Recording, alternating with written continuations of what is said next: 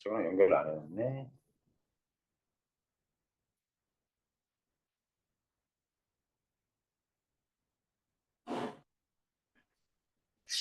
자, 보죠. 오늘 간단하게 한 질문만 하고 끝날 수도 있을 것 같아요. 설명할 것들이 많아서. 아, 이거 어떡하지? 오늘 너무 중요한 수업을 할 거였는데. 야, 이거는 알아둬야 돼. 우리 오늘 이렇게 수업하잖아. 이게 한 해, 올해 마지막 수업이야. 다음 주 수요일은 크리스마스라서 수업 없고요. 그 다음, 애들이 들어와야 뭘 알지. 나중에 공지사항으로 전체 톡에다 올릴게요. 수요일은 다음 주 수요일 크리스마스라서 수업 없고, 그 다음, 그 다음 주 토요일은 학원 방학이어서 수업 없습니다. 그 다음 1월 1일이 또 수요일이에요. 그래서 우리가 언제 만나야 되냐면, 언제 우리가 보게 되냐면 1월 4일 날 보게 됩니다. 오늘 수업 끝나면. 그래서 뭐 다음 주 크리스마스 때 문 열어달라고 하지 말고 토요일 날 뭐 1월 1일 날 와가지고 하지 마. 그래서 요 빠지게 되는 수업은 이미 시험 대비하면서 몇 차례 수업을 더 해줬기 때문에 뭐 보충 안 해도 되지만 방학 동안이니까 그래도 빠진 수업과 관련돼서는 보충 수업을 한두 차례 진행을 할 생각입니다. 한 차례를 할지 두 차례를 할지 모르겠지만 그때 보충 수업을 하게 되면 줌으로 수업할 수도 있어요. 그렇게 알아주세요. 자, 그러면 이제 우리 2학년 올라가는 겨울방학 때 무슨 수업을 할 거냐? 어, 문학을 비중을 두고 독서도 일부, 비문학도 독서 영역도 일부 문제를 풀겠지만 문학에 중심을 두고 고3들이 풀었던 기출문제로 들어가겠습니다. 지금 너희들 고1 때 풀었던 모의고사랑은 체제가 좀 다르죠. 고3 거는 선택 과목이라는 게 있어. 선택 과목이 35번부터 다시 한번 모의고사 수능 문제는 전체 45문제인데 고3들이 푸는 건 35번부터 45번까지 해서 11문제가 선택, 화작이거나 엄매거나 선택 문제를 풀게 되고 앞에 있는 그러면 1번부터 34번까지 17문제씩 나눠서 앞에 17문제는 독서 내지문, 뒤에 17문제는 문학 내지문 그렇게 해서 나오거든. 전체 체제는. 저 방학 동안에는 공통 부분 문학과 독서 파트를 수업을 나갈 겁니다. 평가원 문제 고3들이 보는 6월 달과 9월 달에 보는 모의고사는요. 수능을 출제하는 출제진들이 내는 모의고사입니다. 6월과 9월이 아닌 다른 달에 보는 모의고사는 교육청에서 내는 문제고요. 단지. 그래서 문제 수준이 많이 떨어져요. 대신 6월과 9월에 보는 모의고사는 6월 평가원, 9월 평가원, 그래서 그 출제진들이 수능을 출제하는 출제진들이 내는 문제에서 우리가 6평, 9평이라고 얘기를 하죠. 줄여서. 그 문제들을 모아놓은 겁니다. 수능 문제랑 문제 되게 좋은 것들이에요. 그래서 요 문제를 문학 위주로 해서 나가면서 나갈 거고 경우에 따라서 일단 이렇게 나고 고전 시가를 좀 묶어가지고 수업을 할 생각도 있는데 그게 가능할지는 모르겠어. 일단 두 차례 우리가 일주일에 수업을 듣는 그 두 차례의 수업은 공통 부분에서 듣는 고3의 경우 고3 기출문제로 나가는데 고3 때 보는 6월, 9월 지금 들어온 학생 있어요. 잠깐 얘기하면 6월, 9월 수능에 실제로 나왔던 문제 그 문제들을 우리는 공부할 겁니다. 아니 고2 올라가는데 고3 걸 배우면 어떡합니까? 라고 생각할지 모르겠지만 국어는 가능해요. 어휘력의 문제가 있을 뿐이지만 그것들을 해서 혼자 하면 좀 힘들겠지만 선생님의 설명을 가지고 같이 들어가면서 가면 충분히 가능할 거고 방학 동안에 모의고사 문제풀이를 고3 거 위주로 해서 그 모의고사도 숙제로 풀게 하겠습니다. 80분 동안 45문제 푸는 연습, 풀이 순서랑 이런 것들. 그게 이제 내 계획이고, 거기에다가 원장님이랑 영어 선생님이랑 좀 상담 계획을 하긴 했었는데, 언제 시간을 마련할 수 있을지 모르겠지만, 언매, 언어와 매치, 문법을 나중에 선택할 학생들을 대상으로 문법 특강을 깔 생각인데, 시간적 여유가 된다면 깔고요. 안 된다면 어쩔 수 없을 것 같아. 왜냐면 우리가 선택 수업을 하는데 우리가 모여있는 너희들 전체를 보면 화작과 언매 골고루 섞여 있을 거 아니에요. 나는 개인적으로 언매하기를 추천하지만 성향상 진짜 문법이 안 맞는 애들이 있거든. 그런 애들은 화작하는 게 나아. 아예 내가 뭐 언매만 하라고는 하진 않을 테니까. 그런데 언매를 하는 애들은 화작과 달리 따로 수업을 들어야 돼. 문법 수업을 해야 돼. 그래서 이번 방학에 했으면 하는 바람인데 시간이 여유가 있을까요? 그 시간을 어떻게 잡을지 모르겠어. 오늘 영어 선생님 안 오시니? 안 오셔? 영어 수업 없어? 나밖에 없어 오늘 수업? 아, 나 진짜 환장하겠네. 아, 자, 그렇게 알아두시고 지금 현우랑 가은이 지금 들어왔지만 오늘 수업 끝나면 우리 다음 수업은 1월 4일 날 새해 첫 토요일 날 수업하게 됩니다. 다음 주 수요일 크리스마스, 다음 주 토요일은 학원 방학, 1월 1일은 1월 1일 첫날이기 때문에 휴일, 수요일이야. 근데 그때가 그래가지고 그 세 차례 앞으로 있는 수, 토, 수 이렇게 세 차례 수업은 안 하고 1월 4일 다다음 주 토요일 1월 4일에 1시에 수업을 시작을 합니다. 이렇게 알아두시고요. 자, 한번 가볼까요? 여기 지금 프린트를 보시면 파일을 보시면 이렇게 되어 있습니다. 여기 이렇게 써 있는데 이게 2024학년도 9월에 본 평가원 시험이란 뜻인데 2024학년도면 2023년에 실시한 겁니다. 실시한 거.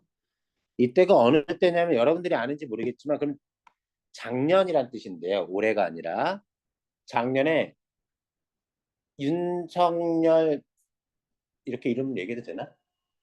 대통령님께서 교육 카르텔 해가지고 킬러 문제 없애라고 하시면서 문제 출제 방향에 개입하신 적이 있었거든요. 그리고 나서 본 첫 시험이 2024학년도 9월 학력 평가였습니다. 그런데 어땠어요? 이때 국어 시험이 6월 달에 봤던 시험보다 어려웠습니다. 그 직전에 봤던. 그리고 수능 때는 어땠어요? 2024학년도 작년에 봤던 수능, 이번에 봤던 수능 말고 작년에 봤던 수능이 9월 거보다도 어려웠습니다. 지시에서 제대로 된 게 없었어요. 어쨌든 이런 건데. 자, 봅시다. 요 내용을 한번 해볼게요. 이 파일은 저 앞에 수경내는 고전 소설부터 나가긴 해야 되지만 전체 체제를 일단 얘기하면서 어, 얘기를 한번 해보죠. 다 들어서 어느 정도 알겠지만 일단 틀을 봅시다. 선택 부분이 있습니다. 45문제를 80분 동안 우리는 풀게 돼요. 그 중에 공통 부분이 있고 선택 부분이 있어요. 선택에 뭐가 있냐면 언매와 화작이 있습니다. 언매와 화작이 선택 부분 둘 중에 하나를 선택하게 되는데요. 얘가 몇 번부터 몇 번이냐면 35번부터 45번까지 후반부에 있습니다. 총 11문제요. 얘를 좋은 등급을 맞으려면 아직은 우리한테 힘들지만 우리의 최종 목표는 15분 이내로 끊는 겁니다. 대다수 하는 애들이 요 11문제를 푸는데 보통 20분 정도 걸리거나 거기를 넘어서기도 해요. 근데 이걸 우리가 훈련해가지고 문제 많이 풀어오는 경험을 통해서 이걸 줄여야 됩니다. 15분 이내로. 우리의 목표예요. 지금은 당연히 안 돼요. 안 돼요. 그다음 이 중에 뭐 엄매만 따로 보자면 문법이 5문제, 그리고 매체가 6문제가 들어가서 매체는 2개 세트가 들어갑니다. 화작은 크게 3개 세트가 들어가요, 지문이. 3문제, 6문제, 3문제 이런 식으로 들어갑니다. 12문제네, 그러면. 이렇게 있으면 3문제, 5문제, 3문제 이렇게 들어갑니다. 화작의 경우는. 화작은 여러분들한테 익숙합니다. 고1 때 모의고사 보면 초반에 1번부터 10번까지 문제 있죠. 그게 화작에 해당돼요. 그리고 11번부터 15번까지 있는 건 문법에 해당되고요. 근데 그게 이제 뒤로 빠진다는 거죠. 고3의 경우는. 자, 그러면 공통 부분은 뭐냐? 설명한 적 있지만 문학과 독서인데 독서부터 얘기할까요? 독서. 독서는 문학이 아닌 영역, 비문학 영역이고 그리고 문학인 영역이 있습니다. 독서가 보통 1번부터 17번까지 있고요. 그래서 총 17문제. 문학이 18번부터 34번까지 있습니다. 그래서 총 17문제. 미리 얘기하죠. 문학은 몇 분 이내에 풀리는 게 목표냐면요. 25분 이내에 끊어야 됩니다. 이게 목표란 얘기예요. 자, 25분이라는 시간.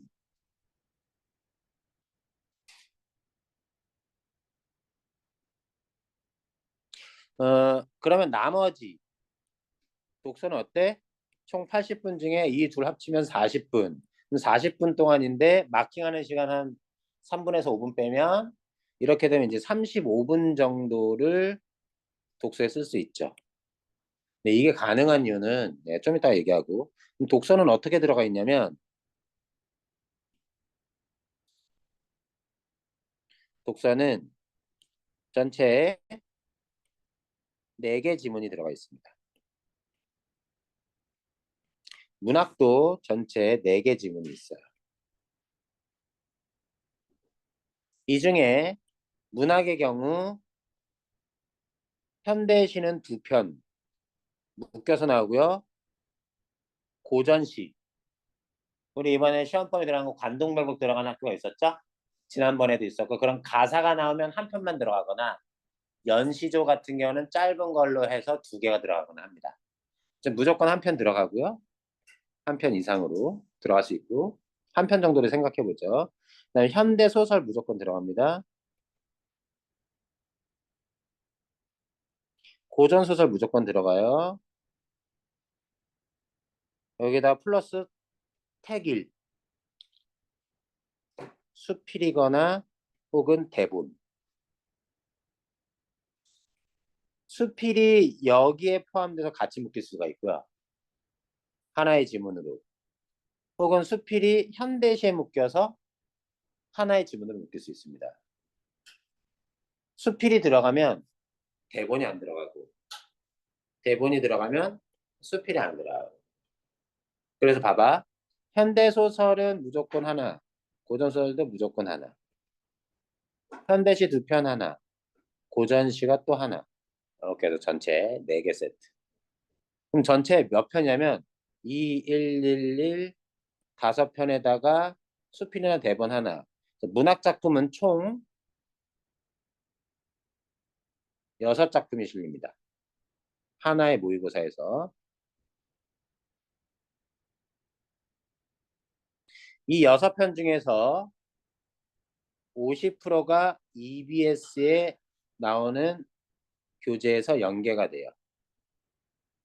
그러니까 여기 현대시는 2편 중에 한 편은 무조건 아는 작품 나옵니다. 여기까지 납득되지? 그 다음 고전 파트를 연계시키는 경우가 되게 많아요. 고전 파트를. 그렇게 해서 시간을 생각보다 단축해서 문제를 풀 수 있어요. 그래서 가능한 겁니다. 굳이 보자면 현대 소설 순서는 상관없습니다. 고전 소설, 현대시 2편 묶인 거, 고전시의 수필 이런 식으로 묶여가지고 나온다는 거죠. 문제 구성은. 자, 독서는 어떻게 되느냐? 독서 첫 번째 지문은 1번부터 3번까지의 문제로 구성이 되는데 무조건 이게 어떤 거니? 하면 독서 이론을 다룹니다. 독서 이론은 이런 건데요. 잠시만요. 이런 거요. 독서라는 것 자체에 대한 설명이요. 독서는 어떻게 하는 거야? 글을 읽기 시작한 후에 초인지가 사용이 되는데 뭐 이런 것들이 있어. 이런 과정에도 동원이 돼 하면서 글 읽기란 어떤 것인지 해가지고 많이 어렵지 않습니다. 얘는 오히려 많이 어렵지 않아요. 이런 게 독서 이론편에 해당이 되는 거고 본격적인 비문학 독서는 여기 세 개 지문에서 나옵니다. 여기가 뭐 있냐면 인문과 사회, 과학, 기술, 예술 이렇게 나오는데 이 다양한 분야에서 다 나옵니다. 인문이라면 철학, 논리학 이런 것들, 역사 이런 것들 나오고 사회는 경제, 법 이런 것들 나와요. 정치, 선거 이런 거 나오고요. 과학과 기술은 물화생지와 관련돼서 나옵니다. 예술 나올 때도 있고 안 나올 때도 있고 어쨌든 이런 것들 5개 큰 분야에서 골라서 나오는데 여기도 바로 뭐예요? 이 중에 3개 지문 중에 1개 지문은 주제통합, 가와 나와 같이 짧은 2편의 글이 실리게 됩니다. 주제 관련해서. 총 4개의 글들이 실리는데 여기도 뭐예요? 50% EBS 연계됩니다. 이때 50% 연계는 EBS 연계는 EBS에 들어있는 글이 그대로 실리지는 않고요. EBS에서 다뤘던 만약에 환율이 있으면 환율이 나올 때가 있고 EBS에서 기계학습, 챗GPT 같은 인공지능에 대한 내용이 만약에 있었다. 그럼 기술로 나옵니다. 올해 시험에서 기계학습, 머신러닝 나왔었어요. EBS에 들어있었습니다. 하지만 직접 체감이 잘 되는 연계는 예죠, 예. 어쨌든 50% 연계가 돼서 셋 중에 봐봐 총 4개잖아. 셋 중에 2개는 연계됩니다. 셋 중에 2개는 연계돼. 그 연계되는 것이 뭘지 모르겠지만 문학에서는 현대시에서 한 편, 고전시에서 한 편, 고전소설에서 한 편일 경우가 높아요. 확률이. 연계되는 게. 독서에서는 뭐가 연계될지 모릅니다. 뭐가 연계될지 모르지만 최소한 전체 3개, 여기 4개지만 4개 중에 2개, 이 안에서 2개 지문, 2지문 정도가 연계가 되죠. 그래서 우리는 이런 문제를 풀게 될 거다. 자, 조금만 더 가봅시다. 우리 처음 듣는다고 생각하고 생각을 해보죠. 아, 내가 고1 너네들 수업하면서 가장 출석률이 안 좋은 날이네, 오늘이. 한 해 마지막 수업인데. 자, 자, 그래도 영상 찍고 있으니까 그걸로 보여주면 될 거니까. 여기 꼭 봐야 되는데. 자, 우리가 지금 수능적 마인드를 가져야 됩니다. 내신은요, 우리가 이제 1학년 다 거쳤잖아요. 1학년 국어 시험이 뭐 결과가 좋았든 안 좋았든 다 떠나서 내신은 암기입니다. 그거 소홀히 하면요, 내신 성적 안 나와요. 암기입니다, 무조건. 암기고 문제 풀 때 어떻게 해요? 모든 선지 일일이 다 확인해서 비교해서 소거해서 풀어야 됩니다. 실전에서. 시험 대비할 때도 그랬어야 됐죠. 맞지 않습니까? 실전도 어떻게 풀어요? 다 알고 있기 때문에 지문을 거의 읽지 않아도 될 정도로 빠삭하게 알고 있는 상태에서 문제 푸잖아요. 수능은 그게 아니라는 거지. 수능은 그게 아니에요. 때 몇 가지를 얘기를 들고 실제 문제에서 우리가 접근을 해볼 건데, 자, 수능에서 우리가 핵심으로 우리가 알아야 될 건 이해하면 풀린다라는 걸 처음부터 내 수업을 들었던, 야, 그러고 보니까 우리 1년 됐다. 너네 가르친 지. 내가 아마 작년 12월 달쯤에 수업 초반 12월 중순쯤인가 시작했을걸? 그치? 거의 기말고사 끝나고 나서. 고3은 아마 기말고사가 일찍 끝났기 때문에 12월 거의 초반인가 중순 때부터 시작했던 것 같아. 출석부가. 그때 초창기 멤버가 누구였지? 저쪽에 현호, 서유리, 승규 있었고. 아, 진짜 새롭다. 아, 작년에 12월 9일부터 수업 시작했습니다.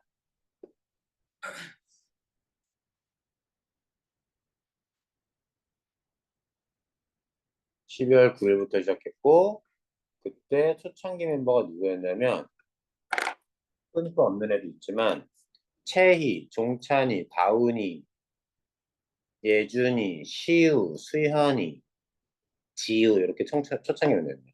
수현이도 초창기 멤버였네. 그지? 그리고 걔 있었잖아. 머리 짧게 이상하게 깎았던 그 친구. 태,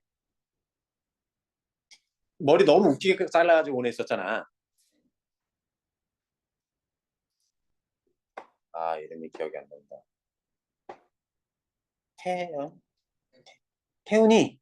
태훈이었나 보다, 태훈이. 그 친구도 있었지. 감회가 새롭습니다. 1년이에요, 1년. 1년.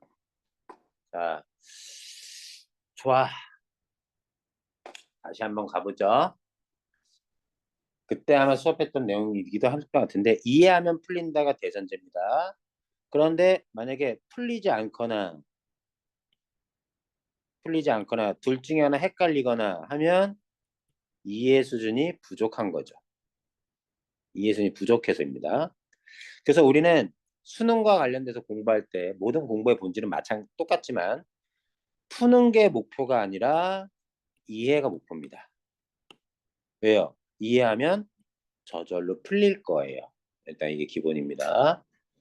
자, 두 번째. 두 번째.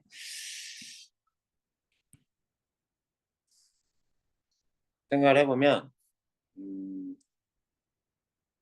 이해하면 풀린다라고 할 때 우리 실전과 평소 연습할 때 공부를 실제로는 다르게 해야 된다.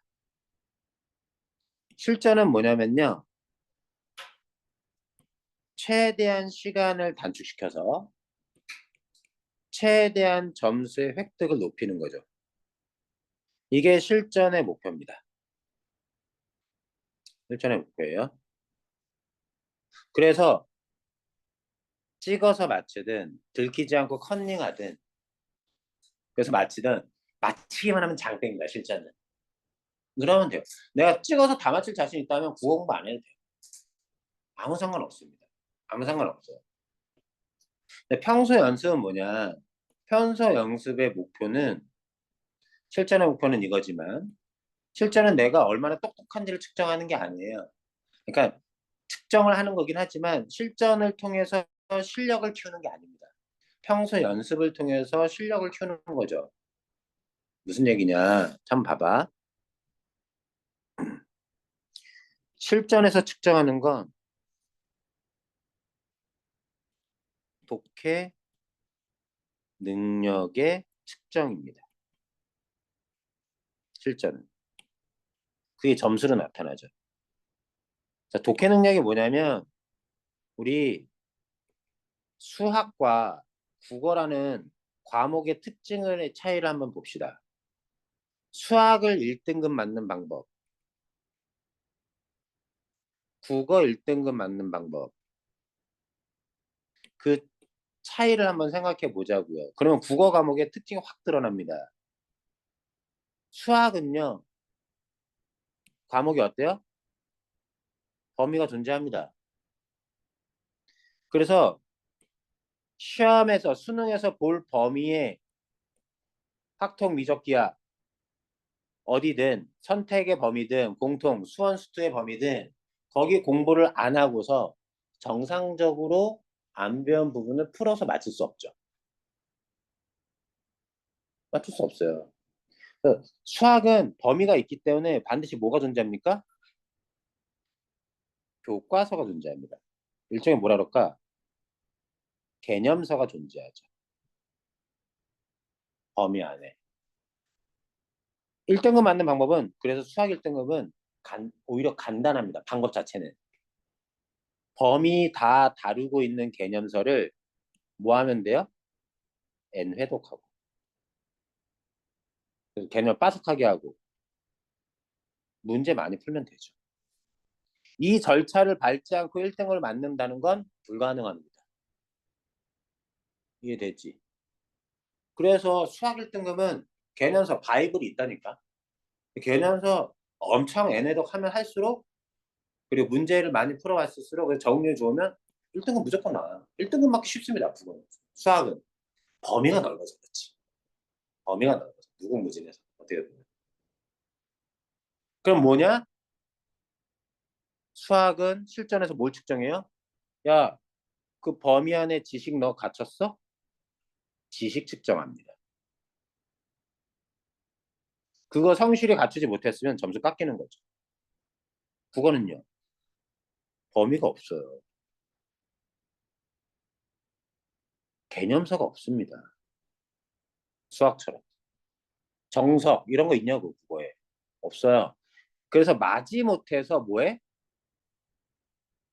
수능 기출 N회독하죠. 없으니까. 근데 N회독 한다고 해서 수학에서처럼 N회독 하지 않고도 1등급 나옵니다. 사람들.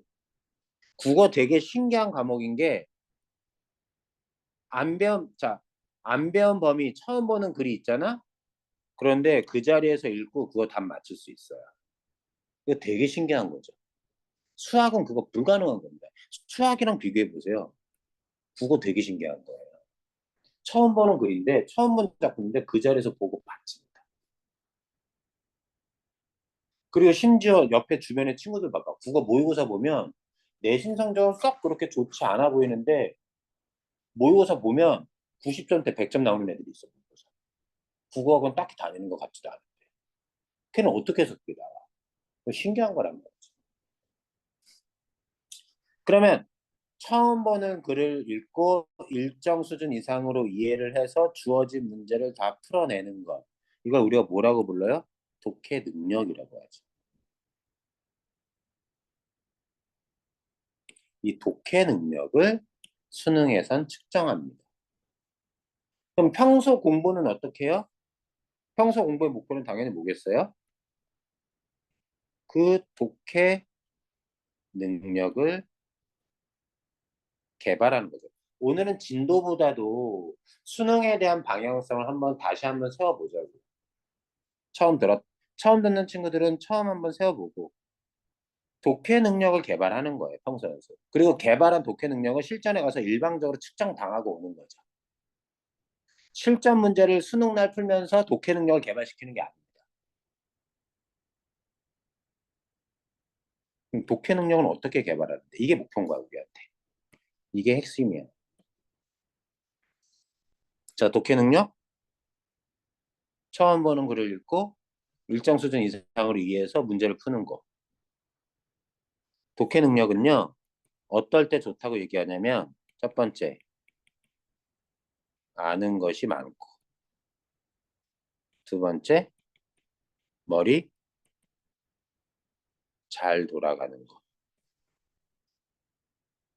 이런 애들이 독해 능력이 좋다고 얘기를 해요.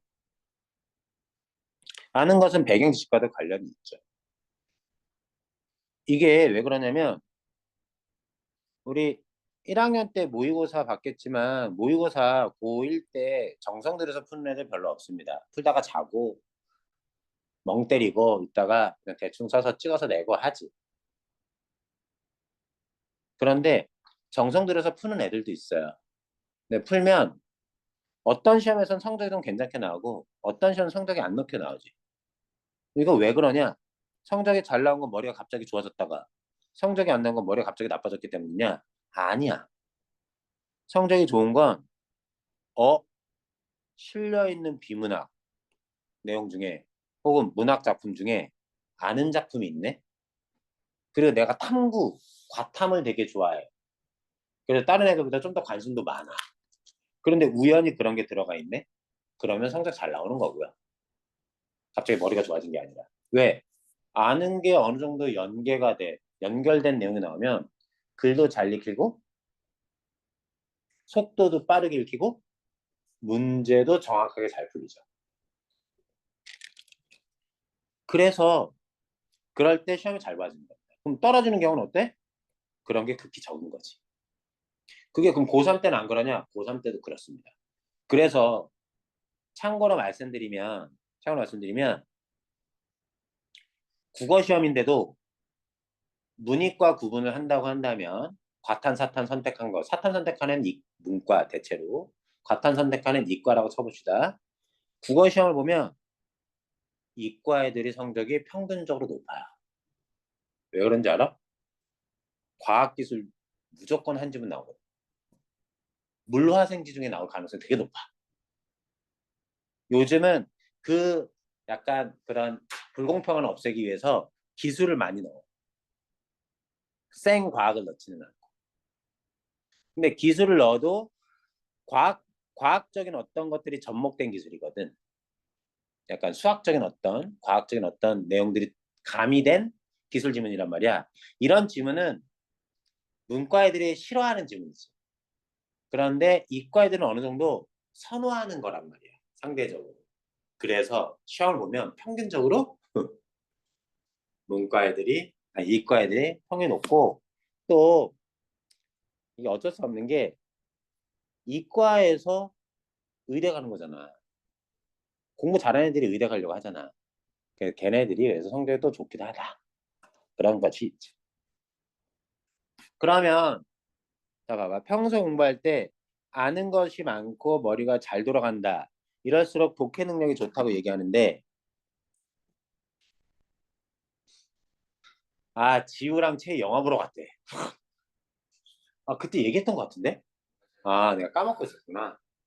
음. 자, 이걸 우리는 똑똑하다고 얘기합니다. 실제로 국어 공부가 잘 진행되면 내가 예전보다 아는 것도 많아지고 좀 더 이해하고 푸는 게 많아졌는데 라는 느낌이 들어야 정상적으로 공부가 잘 되는 거예요. 내가 볼 때. 이때 똑똑하다라는 건 IQ 개발되는 게 아니고요. 똑똑한다는 건 주기적인 복습을 통해 반복을 통해 익숙해지는 것. 예를 들면 자전거 타기와 비슷합니다. 여기서 누가 경제 선택하는 애들이 있어. 사탐에서. 사탐에서 경제 선택하는 애들이 극소수야. 전국적으로. 근데 막 환율, 금리 막 이런 거 나오고 수요 곡선, 공급 곡선 이런 게 막 나와. 그런데 그게 나올 때 어떤 애들은 독서 지문에서 나오면 그 개념이나 이런 것들을 노트로 정리를 해. 그리고 다음 모의고사 볼 때 다시 펼쳐봐. 미리. 반복적으로 자꾸 봐. 특히 어떤 거? 고3 돼서 연계될 만한 거 골라가지고 정리를 한다는 거지. 그러면 경제에 대해서 생짜로 몰랐다가 문제만 풀고 채점하고 지나쳤던 애에 비해서 노트 정리나 이런 것들을 하고 주기적으로 복습한 애들은 그런 용어에 대한 설명이나 개념 이해가 익숙해질 거 아니야. 이해됐니? 그 익숙한 걸 가지고 문제 푸는 게 아니라 글을 읽을 때 그것이 동원된다는 거지. 여러분들이 알아둬야 될 게 아는 게 늘어나는 게 왜 중요하냐? 국어 시험의 경우는 철저한 원칙이 철저한 원칙이 철저한 원칙이 문제를 풀 땐 항상 지문에 근거한 문제풀이입니다. 반드시. 이게 철저한 원칙이에요. 배경 지식을 가지고 문제풀이를 해서는 절대로 안 됩니다.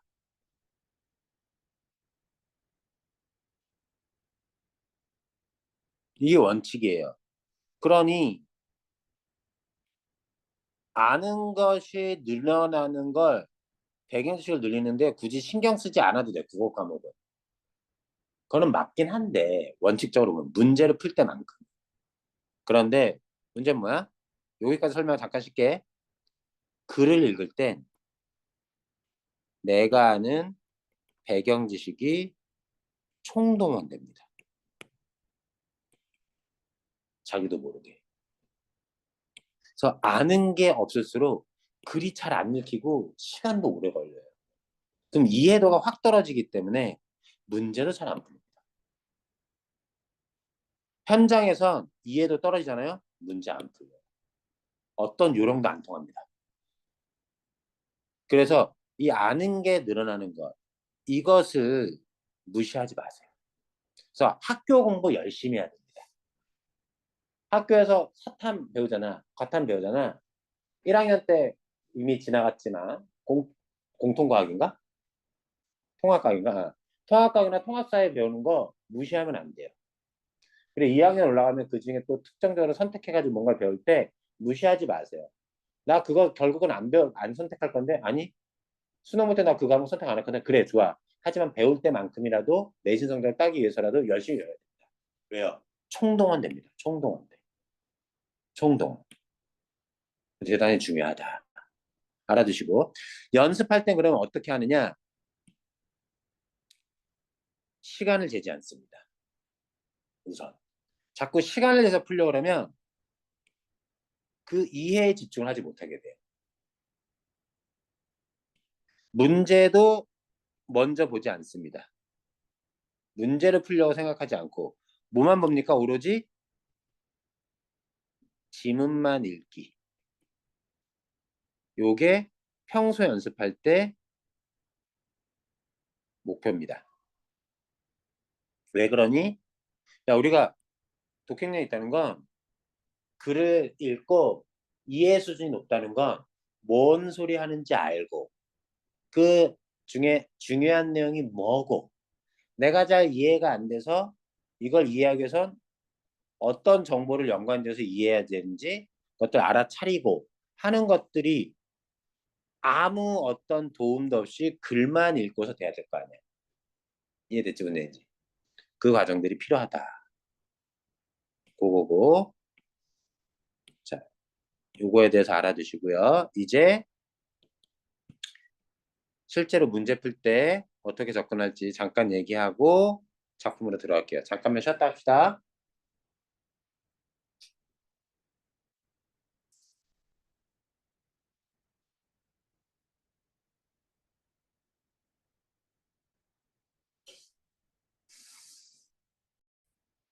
Recording in progress. 자, 내용 나가봅시다.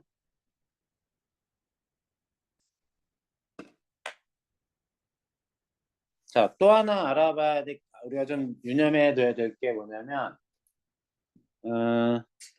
여기까지 얘기를 했고,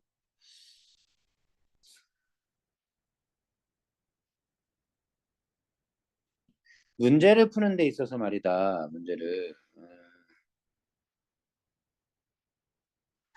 한번 얘기한 적이 있는데, 문제풀이의 경우, 1차, 2차, 3차 풀이가 있는데, 1차 풀이, 2차 풀이, 3차 풀이의 과정을 거치는데, 이 1차 풀이에 있어서만큼은 실전과 그 평소 연습을 같게, 원래는 다르게 해야 되지만, 그 접근을 다르게, 실전과 평소 연습을 다르게 해야 되지만, 문제풀이에서 1차 문제풀이만큼은 실전과 평소 연습을 갖게 하는 게 필요합니다. 이런 건데요. 기억할지 모르겠습니다. 수능에서 있어서만큼은 문제를 읽고 푸는데 정답만 콕 집어낸다가 문제풀이 1차 문제풀이의 궁극적 목적입니다. 정답만 꼭 집어내자. 이거 되게 중요해요. 우리가 국어 성적이 모의고사 성적, 수능 문제를 푸는 성적이 별로 좋지 않아서 잘 모르겠지만 국어 1등급을 맞는 애들은 전부 다 1번부터 5번 선지까지 모든 선지의 근거를 지문에서 일일이 다 찾는다고 생각하겠지만 물론 그런 문제도 있겠죠. 있긴 하겠지. 그런데 45문제에 1번부터 5번 선지까지 5개, 225개의 선지의 내용을 지문을 읽고 그 지문 안에서 모든 근거를 찾는다는 건 80분 동안 가능하지 않습니다. 그래서 1등급인 애들은 오히려 정답만 딱 집어내는 문항의 비중이 높아요. 예를 들면 이런 거죠. 1번부터 5번 선지까지 있을 때 답이 이거는 답이 아니고 2번이 답이네 하면 2번만 딱 해서 답 체크하고 3, 4, 5번은 안 보고 지나간다는 얘기입니다. 1등급인 애들은. 보통 애들은 어떻게 푸냐면 2번인 것 같은데 근데 또 나머지 다 확인해서 3번 아니네, 4번 아니네, 5번 아니네, 오케이 답 2번 하고 지나간다는 거죠. 당연히 시간이 어때? 많이 걸릴 수밖에요. 근데 정답만 콕 집어내는 게 콕 집어내고 쉽다고 해서 집어내지는 않습니다. 이게 다 어디에 기대요? 이해도에 기대요. 이해도의 수준이 좋으면 좋을수록 정답만 골라지는 경우가 점점 늘어납니다. 우리의 수능 문제, 내신은 이렇게 콕 집어낼 수 있는 문제도 있겠지만 일일이 따져가지고 속간해서 풀어야 되기도 하죠. 근데 이게 좀 뭐라 그럴까 가장 이상적인 원칙입니다. 45문제 전부 다 정답만 골라내는 현실적으로 불가능하지만 그 목표를 가지고 문제를 풀려고 해라. 자, 이럴 때 그러면 어떤 경우가 있냐면 1번부터 있을 때 결국 봤더니 정답이 5번인 문제는 1, 2, 3, 4 다 지웠는데 1, 2, 3, 4가 다 적절하지 않다. 답이 아니라는 게 확정이 됐기 때문에 5번 선지는 읽지도 않고 바로 답으로 선택하는 거죠. 굳이 얘의 정답의 근거를 찾을 필요가 없죠. 왜요? 정답의 근거는 어디 있어요? 5번 선지 정답은 1, 2, 3, 4가 다 정답의 근거가 됩니다. 5번을 확인하기 위해서 지문으로 들어갈 이유가 없죠. 생각해 봅시다. 이게 가능해진다면요. 이런 게 가능해진다면 시간이 얼마나 세이브가 될지. 실제로 5번이 답인 아주 이상적으로 생각해 보죠. 5번이 정답인 문항의 개수는 45문제 중에 20%는 5번이 답일 거 아니에요. 그죠? 20%는 답이 5번일 거 아니야. 한 9문제 정도를 이런 식으로 정답인 거를 찾을 필요도 없이 1, 2, 3, 4를 제거함으로써 5번을 답을 확정 지을 수 있다면 그렇지 못한 애들에 비해서 시간이 많이 세이브 되는 거죠. 심지어 이런 식으로 풀린다고 생각해 보죠. 3, 4, 5번 안 봐도 되잖아요. 이상적으로 본다면. 내가 얘기했지. 15분 이내, 25분 이내 푸는 거. 이런 게 적절하게 정답만 콕 집어내는 문항수가 존재해야만 저것도 가능해집니다. 그리고 한번 생각해 보자고요. 생각해 보자고. 이런 경우가 있지. 지문이 있고 문제들이 있는데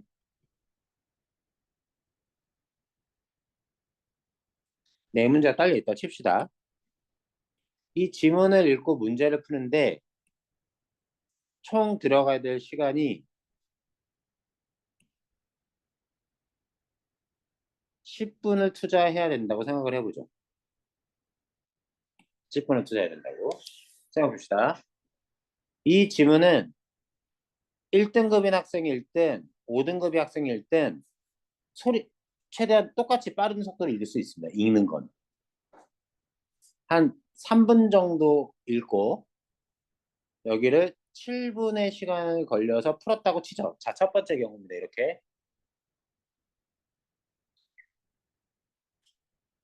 이럴 경우가 정답률이 높겠느냐? 여기를 한 7분 정도 걸려서 읽고 지문을 문제를 3분 걸려서 풀었다고 치죠. 어떤 경우가 정답률이 좋을 것 같습니까? 밑에 게 훨씬 더 정답률이 좋습니다. 무슨 얘기냐? 문제가 보통 애들이 이렇게 풀어요. 모의고사 때 마음은 급하니까 글은 최대한 빨리 읽습니다. 3분 이내에 풀어요. 그러면 이거 이해도가 높으면 딸려있는 문제를 4분 만에 풀 수도 있는 걸 플러스 알파 3분이나 더 걸려서 문제를 끙끙대면서 푸는 겁니다. 왔다 갔다 자꾸 반복하고 둘 중에 하나 헷갈릴 수 있는 거 자연스러워요. 근데 왔다 갔다 한두 차례 했으면 답이 나와야 되는데 안 나온다? 이해 수준이 부족해서 그렇습니다. 그런데 너무 급하게 읽고 너무 급하게 문제에 들어온 거죠. 뭐 하는 게 중요해? 오히려 문제와 지문 중에 여기에다가 7분을 쓰고 문제에서 3분을 쓰는 게 그래서 공부를 잘하는 애들, 등급이 좋은 애들이 지문을 읽는데 일부러 느리게 읽는다는 게 아니라 자기가 이해가 안 된 부분이 어떤 건지를 보고 거기에 초점을 두고 좀 더 해결을 한 다음에 문제로 들어간다는 거죠.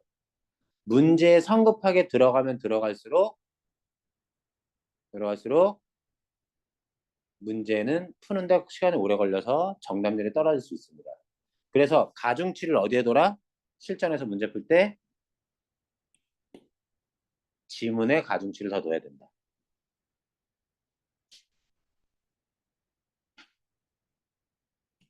답만 딱 골라지지 않으면 뭐예요? 두 개의 선지로 좁혀서 선택하는 거고요. 왔다 갔다 하면서. 그래도 다 골라지지 않으면 틀리는 거죠. 찍는 수밖에 없는 겁니다. 2차 풀이는 어떻게?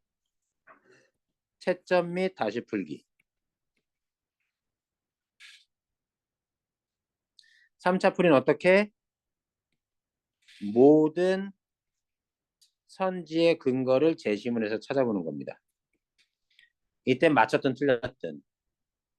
답만 골랐잖아, 2번. 3, 4, 5번 선지 안 봤잖아. 그 선지가 적절한지 아닌지를 지문을 보고 근거를 찾는 거죠. 요 3차의 풀이 과정이 필요한 이유는 뭐냐면 실전에서 모든 선지의 근거를 찾으라는 게 아니라 정답만 콕 집어내는 실력을 키우기 위해서입니다. 아이고 졸려. 많이 졸립죠? 한 번 더 갑니다. 힘들겠지만 마지막. 오늘 이 수업 되게 중요해요. 자, 문제가 있을 때 기억하죠? 끊어 읽어주되 끊어 읽을 때 문제를 보고 선지로 바로 가지 않습니다. 역사성을 따지려고. 뭐 해줘야 돼요?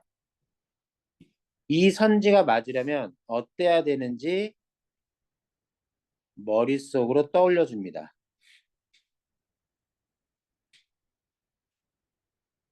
떠올렸잖아요? 떠올린 다음에 그것을 여기 확인하러 갑니다. 이 과정을 거쳐줘야 돼요. 머릿속으로 떠올리는 과정. 그럴 때 이것도 봐. 이렇게 끊어 읽었을 때 어디의 선지에서 어떤 부분을 먼저 확인하는 게 나은지, 먼저 확인하는 게 나은지를 선별해서 확정지어서 얘를 먼저 확인하는 게 좋겠다면 그거 확인하러 가는 겁니다. 이 과정을 꼭 거쳐주시고, 과정을. 이 모든 건 다 뭐예요? 정답을 콕 집어내는 것과 연관이 있고, 궁극적으로 바로 뭐 이해에 집중하는 거랑 관련이 있습니다. 아이고 종찬이 어떡하면 좋아. 많이 피곤해서. 자, 말이 많습니다. 제가 지금. 자, 그럼 보기 박스 딸린 문제는 어떻게 하냐? 기억나는지 모르겠습니다.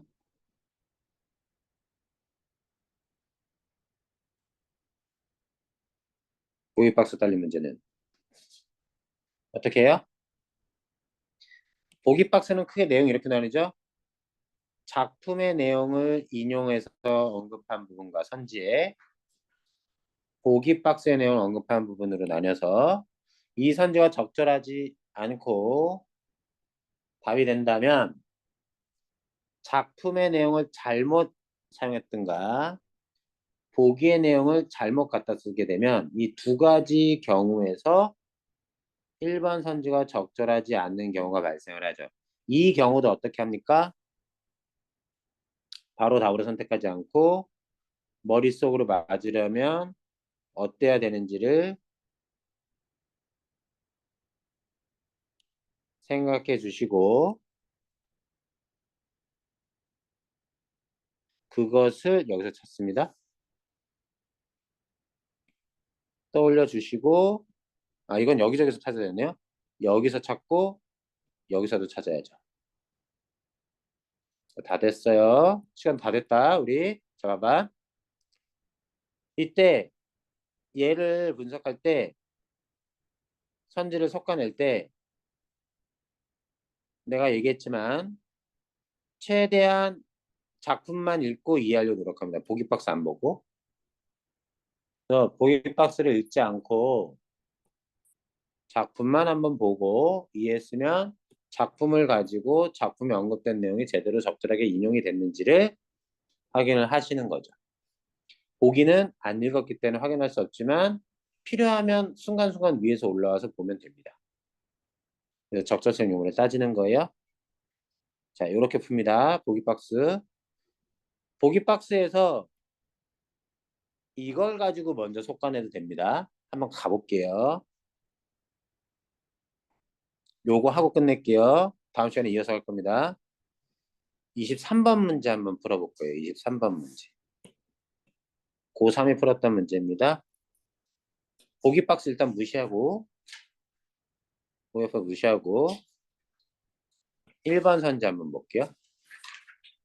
실전이었으면 보기 박스도 읽고 들어갑니다. 이해됐죠? 물론 작품도 읽혔을 거예요. 자, 확인해보죠. 처처산 중에도 없는 마을을 여기는 있다고 한 데서 여기까지는 뭐겠어요? 저기 있는 작품 인용한 거겠죠. 뒤에 이어지는 거. 노인이 살아가는 곳은 쉽게 보기 어려울 것 같은 장소임을 짐작할 수 있게끔. 자, 이 선지가 최종적으로 맞다 칩시다. 작품에서 여기 언급돼 있어야죠. 있다 가정해보죠. 오케이, 오케이? 있어. 그럼 이 선지가 맞으려면 그럼 여기에는 그러한 마을이 있다는 얘기입니다. 여기는 뭐예요? 시에서 말하는 사람, 이 시입니다. 이 작품은. 시에서 말하는 사람은 언제나 나, 화자예요. 화자에게 가까운 걸 여기라고 얘기하죠. 그럼 나는 그 마을을 가까이 보고 있는데 이 선지가 맞으려면 그 마을이 노인이 살아가는 것은 쉽게 보기 어려울 것 같은 장소다. 자, 깊은 산 속에도 없는 마을이 여기는 있어. 그럼 나가 눈앞에 보고 있는 마을은 깊은 산 속에서도 찾아보기 힘들 정도의 마을이란 뜻이야. 그 마을은 쉽게 찾아보기 어려울 것 같은 장소라는 것으로 의미가 유사하죠. 의미가 적절히 대응됩니다. 이게 최종적으로 맞으려면 뭐 하면 돼요? 노인이 살아가는 곳이어야 됩니다. 그럼 이 선지는 최종적으로 적절해요. 나중에 보기박스 보면 돼요. 아이고 졸려. 다 됐는데. 조금만 더 가볼게. 조금만 더. 강기슭에서도 보이지 않는 흠해진 외딴집이라는 배경 설정에서 흠해진 거라는 건 구석졌다는 얘기고요. 외딴집 따로 떨어져 있는 외롭게 떨어진 집 구석에 다른 집이랑 섞여 있지 않고 나는 배경 설정에서 적막한 공간의 분위기를 추측할 수 있군. 적막하는 고요 플러스 쓸쓸입니다. 이렇게 배경 설정이 작품에 들어있다 치죠. 구석진 외롭게 떨어진 집입니다. 쓸쓸한 공간이라고 할 수 있죠. 2번은 틀릴 가능성이 없어요. 제가 볼 때. 그리고 뒤에 적막한 공간이라는 건 보기 박스에서 가져왔을 겁니다. 보기 박스 잠깐만 볼게요. 가는 적막한 산골 마을을 배경으로 그곳에 사는 노인의 모습을 관찰하여 누가? 나가 관찰하는 겁니다. 들려주는 시. 배경은 어디요? 적막한 산골 마을. 고요하고 쓸쓸한 산골 마을. 노인. 그래서 여기 보세요. 노인. 화면 봐봐. 적막한 산골 마을. 서초 산중에도 없는 마을. 쉽게 보려 어려운 마을. 노인이 살아가는 곳. 그곳에 사는 1번과 2번도 둘 다 적절할 것 같습니다. 이렇게 해서 지금 작품은 안 받고 보기 박스 가지고 와가지고 적절하게 쓸 말인지 적막한 거 있으니까 적막한 거 가지고 왔고요.